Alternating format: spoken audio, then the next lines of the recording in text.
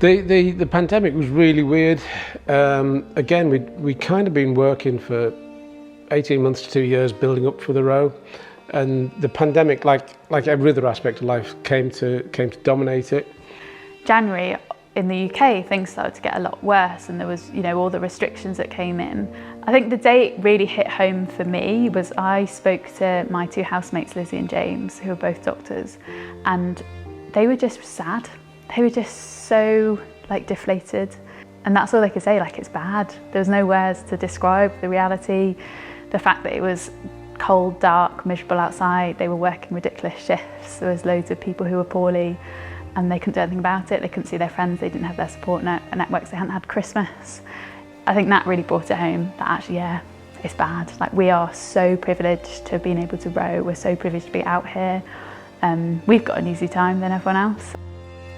Whilst we were doing the crossing, I was speaking to Mandy most days, and it was just really surreal.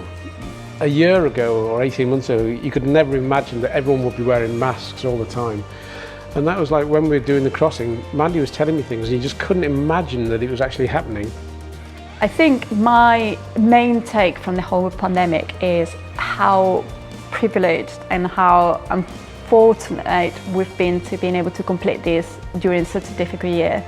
Being able to get to La Gomera, row an ocean and get to Antigua in a year such as what we've had, it just really, for me, reminds me of how privileged and how hard we've tried as well. It's been really tough. We kept on talking to each other and saying how incredibly privileged we felt to be doing the row. It just seemed surreal.